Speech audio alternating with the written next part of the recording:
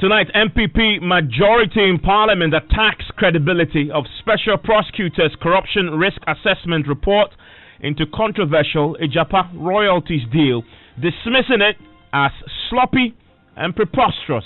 This has been a sloppy job, very, very sloppy. He pronounces on our work. He didn't even speak to me. He came to Parliament gathering our reports and the work he's done as if he's going behind us to get some information. So this has been a sloppy job. I mean, sometimes these things are very preposterous. Somebody sits somewhere as making a definitive pronouncement.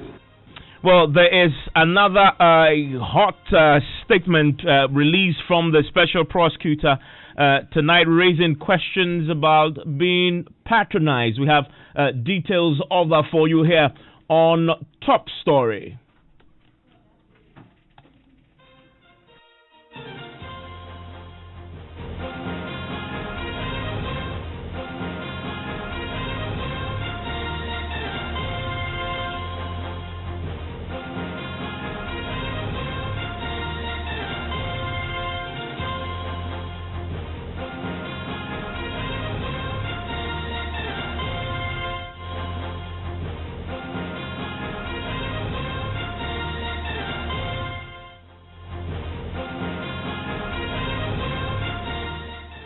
This is Top Story with Evans Mensah.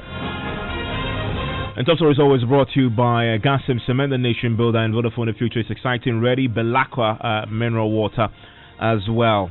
Well, tonight, Chairman of Parliament's Finance Committee, Dr. Mark Sibe Yeboah, and the Majority Leader himself have been attacking the Corruption Risk Assessment Report compiled by the Special Prosecutor into the controversial Ejapa royalties deal. In fact, with the Chairman of the Finance Committee, he was specific that the Martin Amadou did what he calls a sloppy job in that report. He says, reading the report, it is clear that the Special Prosecutor was, quote, on a fishing expedition. The report by the Special Prosecutor concluded there were breaches in the Public Procurement Act and the Public Financial Management Act in how transaction advisors were procured. Martin Amadou says the process raised reasonable suspicion of bid rigging and corruption. Now, he claimed the procurement of service providers for the transaction also gave rise to possible cronyism, nepotism, and could result in illicit financial activities and money laundering. The President has since referred the deal back to Parliament for a review, and that review will most likely land at the Finance Committee in Parliament, chaired by Dr. Mark Sibe Yeboah, who himself has been speaking to us on the back of the unfolding developments in this saga. He told media in Parliament House today that the Ejapa deal itself is sloppy.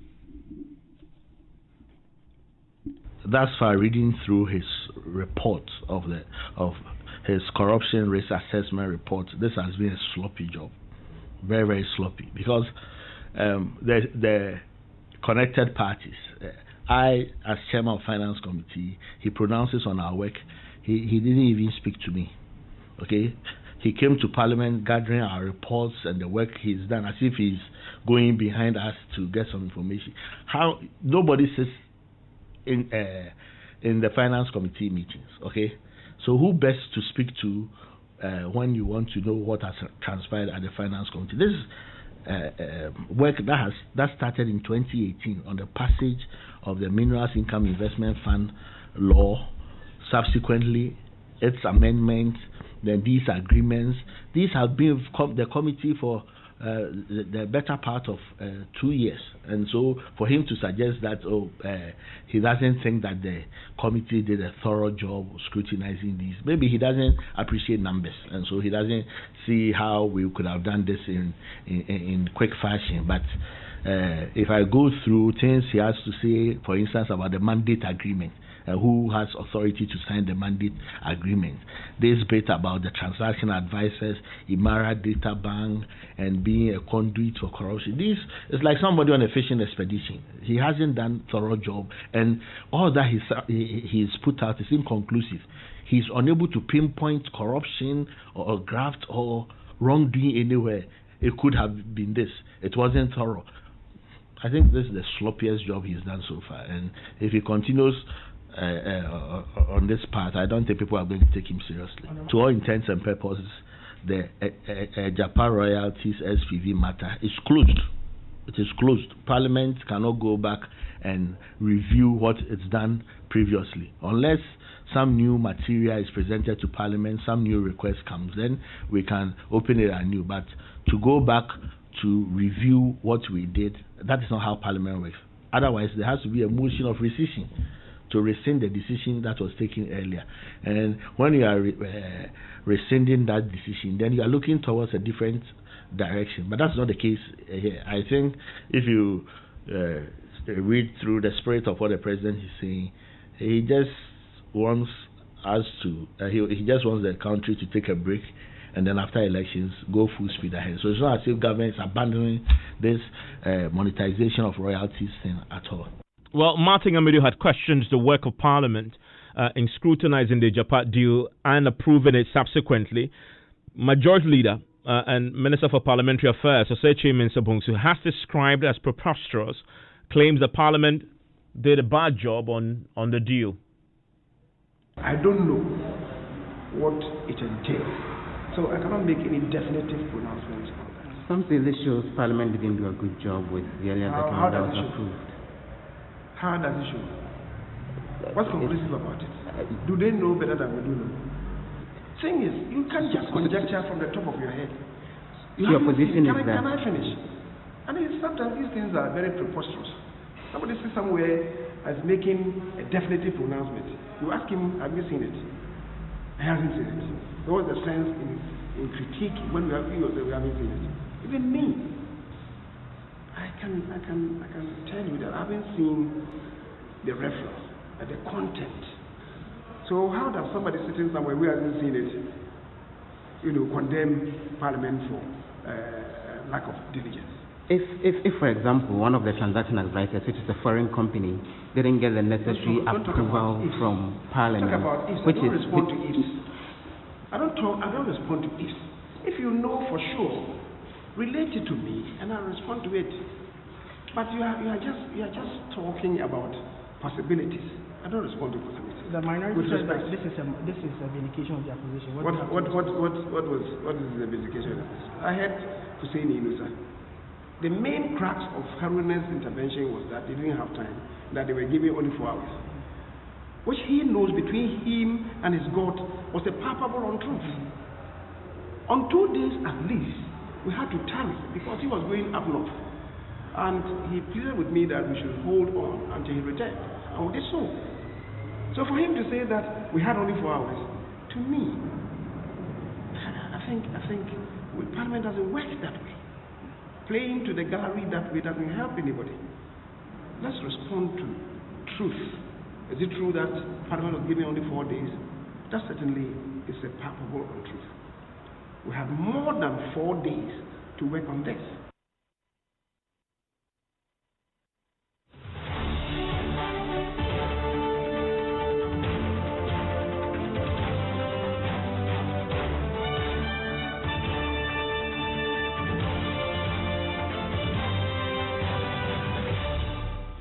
Thankfully, just been joined on the telephone line by the chairman of the Finance Committee in Parliament, Dr. Mark Asibeba. Doc, thank you for your time here on Top Story.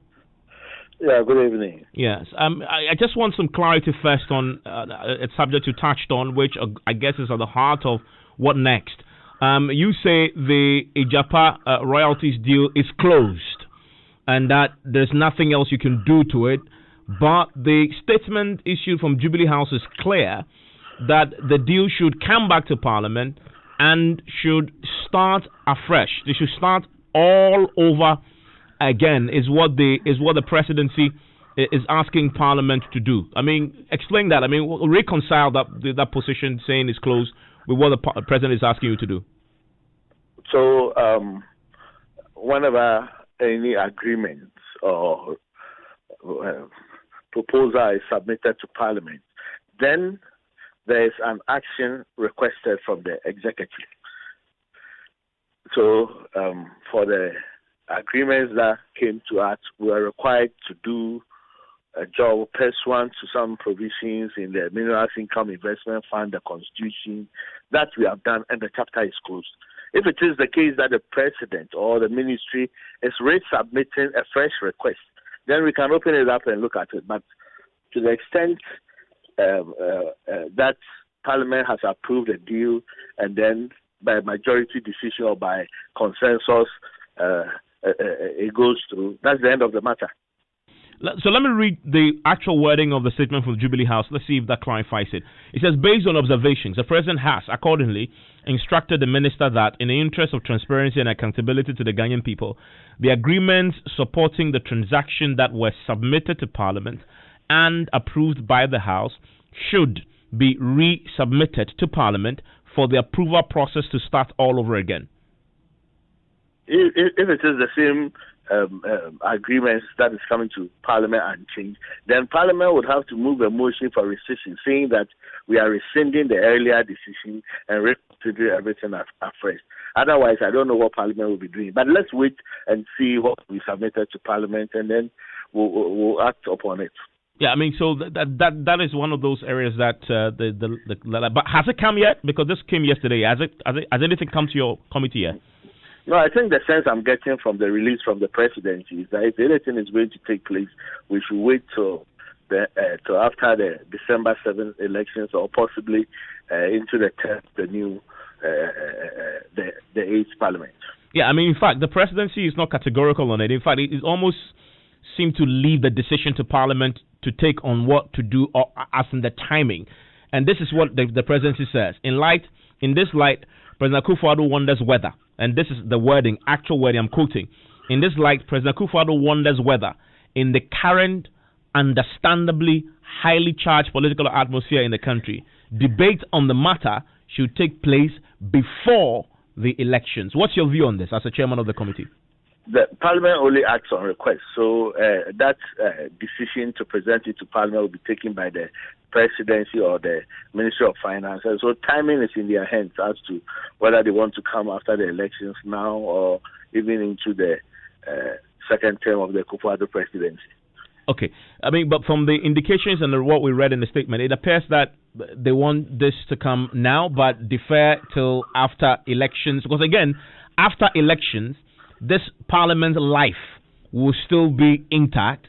You can still do business up until the midnight of 6th. So it's still doable. Yeah, but before we do anything, first the request would have to come. Like as I said before, what was presented before us to us and was approved, that chapter is closed. And so if the ministry presents a new request, then we'll act upon it. And so it's up to the Ministry of Finance to present it, whether now, after the December 7 elections, or into the term of the 8th Parliament. Okay, so let's return to your initial concerns with the special prosecutor's work. I mean, doesn't the fact that even the president himself, who ultimately approved that this process should kickstart, go to Parliament, for the president to say, I want this deal resubmitted to Parliament for the entire process to begin all over again, is an admission that Parliament that was in that chain failed to do a job that the special prosecutor spotted way later. Please, nowhere in the president's release did it say that Parliament didn't do a good job. But if you did, why is it coming back to you? Evans, let me put that question back to you. Before anything comes to to Parliament, it goes through cabinet and then or by executive approval. So is it also going through the same motions? Okay. Before anything comes to Parliament, it would have gone through cabinet, gone through. Yes, I guess the answer to your question is the cabinet, the president, finance minister, Parliament, everybody else in that chain that looked at this document before it was approved. The fact that it's coming back for resubmission has been pointed out. No wrongdoing. Yeah. So why is it coming back? That's what I'm saying. I told you earlier that to all intents and purposes, that chapter is closed. And the government has not indicated that it is turning in a new direction. It is going full speed ahead by saying that, okay, because of all the politics surrounding this, let's go back, take a retreat, let this be re-examined. If there are additional requests, let it go back to Parliament. But for me, the work that has been done on this since 2018 when we passed the Minerals Income Investment Fund Act, the amendments that came, the indication in all budgets that we're ready to monetize our gold royalties. For me, Parliament has done a thorough job. And I say Martiamidu's work is sloppy. You are criticizing the work of Parliament. You are doing a corruption risk assessment. I, as chairman of Finance Committee, you come for a report and then you don't even know how the meetings went. And you sit somewhere and you're saying that you do not think that Parliament or the Finance Committee did a thorough job. He didn't even consult me. He didn't call me. He could easily have invited me to speak to me. But Parliament submitted documents. I've ever seen. Parliament submitted documents to him. On an arm of government, and you don't take the pains to speak to the majority leader, the chairman of the Finance Committee, the Speaker of Parliament, all those connected with this approval process, and he thinks we should swallow hook, line, and sinker what he puts out. I mean, but Dr. Marcus Sibewa, he wrote to Parliament, and Parliament gave him all the documents you considered. If he was it is not sufficient to look at the documents without talking to the persons involved. It is not sufficient. What he's put out there, these are conjectures, these are hypotheticals, these are hearsays. He's put out this document like a social commentator. This is uninformed. It is uninformed. He doesn't understand the numbers. He doesn't understand the transactions. He's just being putting things out there for the sake of doing so. This is a person who is telling us that government official one is John Mahama, but he cannot invite him, question him because he's running for elections. Is this law?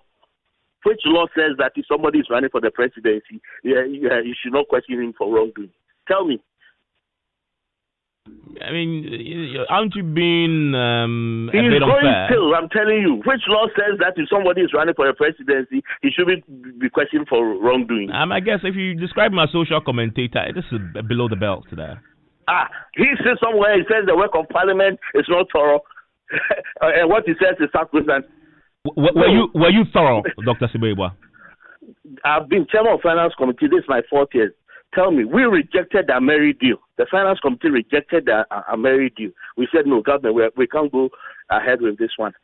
There are things that come from government that we reject. It's not everything that we append our signatures to it. And so he can say whatever he likes, but we can't question what he does. Okay. So you say you did a thorough job, but this is what the president said in the statement last night. The president hasn't said that we didn't do a thorough job. Okay, if I can ask a question, I guess you get what I'm driving at. Let me ask this directly then. How thorough were you in scrutinizing the processes that led to the selection of the transaction advisors? Because it was part of your work. That is not the work of Parliament. That's why you have to take your time. It's not the work of Parliament. But that was part of Parliament's due diligence that you should have done before you approved it. It was part of the contract. No, it is the Public Procurement Authority. When agencies of government do their work, we don't go back behind them and say that, did you do a good job or not? It's the PPA that gave the approvals for the selection of the transaction advisor. Take your time and then understand what he's saying. He's saying the Deputy of the Finance Minister, they have authority to sign the mandate agreement. Who signs agreements on behalf of government? It's their ministers.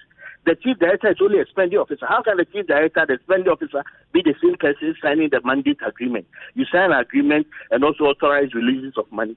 He doesn't understand the public financial architecture.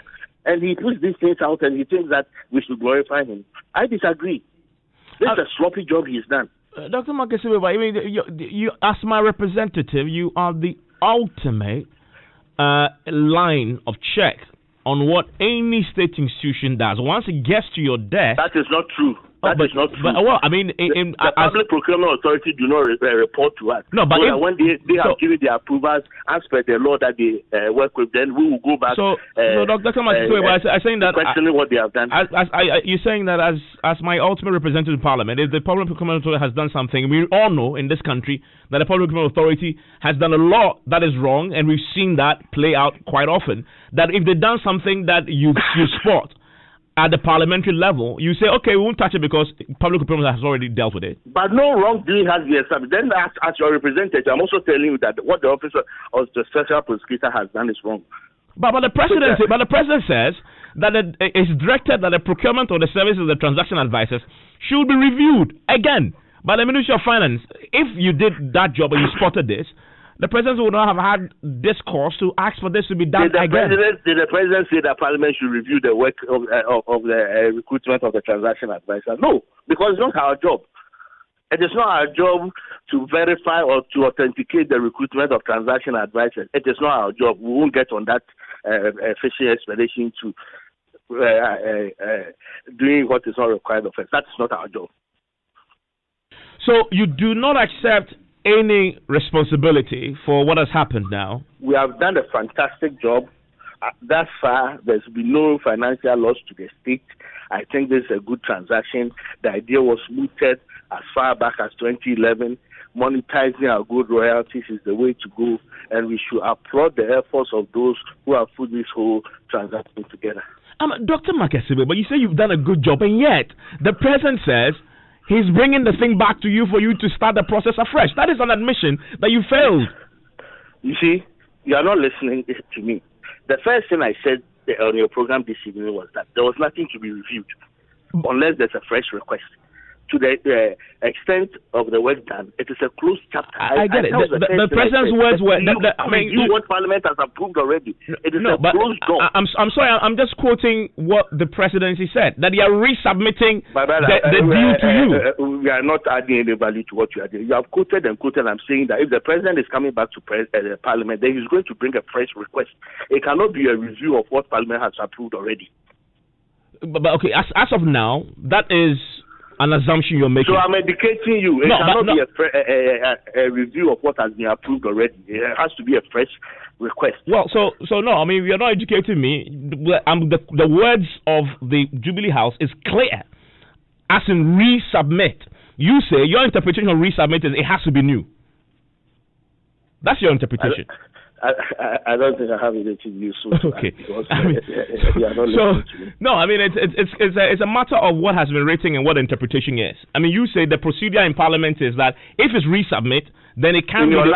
In your life, have you ever seen it go back to Parliament to be reviewed? In the time that you have been journalism, have you ever seen that something has gone back to Parliament for it to be reviewed in the same form and shape after it has been approved? That's why you can the process stipulate that you can file motion for rescission, and then you proceed.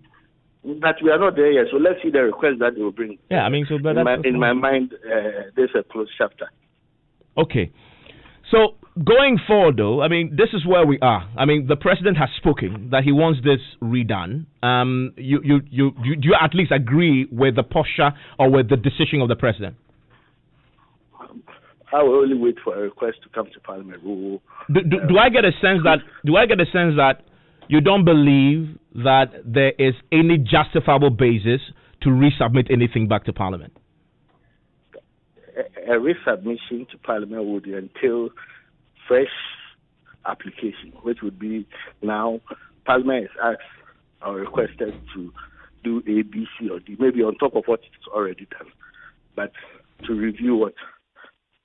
The first thing that should happen if this has to be done all over is to move a motion of rescission. That will not come from the president. That Parliament has to do itself. That we are rescinding the decision that we took earlier. Will you do that? That is not in my power. Okay. I mean, but you say it's in Parliament's purview to do. I'm asking whether Parliament will. Yeah, but that will not be me moving the motion of decision. The decision has to be taken that what we did earlier was in error. That's why myself, the majority leader, whoever you talk to will tell you that there's nothing wrong with what Parliament did. Okay. Finally, I mean, be that as it may, the Special Prosecutor's report is a report of the Special Prosecutor's Office. It's a record from a legally constituted body. What is it that you intend to do about it, since you fundamentally disagree and you say he's sloppy? Because he, of course, an indictment that he puts out about Parliament. So read out the recommendations of the report. What did the report say? I mean, I'm talking about the part that it has to do with you that you disagree with. What is it that you plan to do about it? Or you simply want to leave it at that? I'm not going to do it, but the report is when I read it, I've read it over and over again. I don't see the head or tail of the report. So what exactly does the report say? These are conjectures and could have, should have, and the report is not able to give any definite conclusions that this violated this law. These are just. But that is why it is a corruption risk assessment. It's an assessment. and it says that the deal was a corrupt one. No, it says that there were potential reasonable basis for. I think the man is wasting everybody's time, seriously. So you are doing a corruption risk assessment. In the end, you are not able to tell us whether these are corrupt practices and the deal should be abandoned. You leave everybody in limbo and you think that he's doing a good job. I think he should better concentrate on weightier matters that are before him that's why he's not being able to handle. Dr. Makasibebo, I'm grateful. Sure. Dr. Makasibebo, and of course, will join me on PM Express tonight. We will have more time to delve into these very weighty matters of state that a special prosecutor has raised. Let me stay in Parliament because my colleague Joseph Okugapo is joining me on the line right now. There's a lot of reactions from the minority side. Joseph, what is it that the minority side is saying to all this? The minority in the High Nigeria, for example, is convinced that the said resubmission actually shouldn't be happening because the defects that have been detected in the whole transaction, he thinks correcting it doesn't require the work of Parliament. It's something that the executive should be doing on its own. I should commend the special prosecutor for doing a diligent work on the corruption risk analysis of this particular transaction. How is Parliament going to remedy breaches to the Public Financial Management Act? How is Parliament going to remedy breaches to the Public Procurement Act and its accompanying amendment?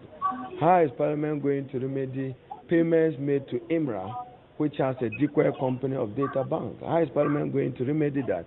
So I do not see the NDC minority ever supporting anything Ajapa. I want to be convinced that it's worthy building a national consensus on.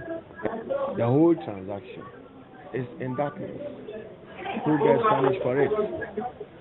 This is a litmus test for Nana Dankwa on his. So your position is that the president must do to fighting. Yeah, he must do more than he should prosecute people. He must take responsibility. He must take full responsibility for it, and not hide behind Parliament. All those actions of breaches, all those actions of failures, all those actions which is not in the public interest and national interest were executive decisions of the president. Well, that is the minority leader there speaking to my colleague Joseph Opoku-Gapo in Parliament. You want to stay with us because there's more on this. The former President John Mahama has been speaking about this. We have that for you. Plus, the special prosecutor has fired another letter tonight in which he is raising the possibility of him being patronized. But why? We have details if you join us on Newsnight. Hey, Charlie, my network is really killing me. I have to pay my uncle's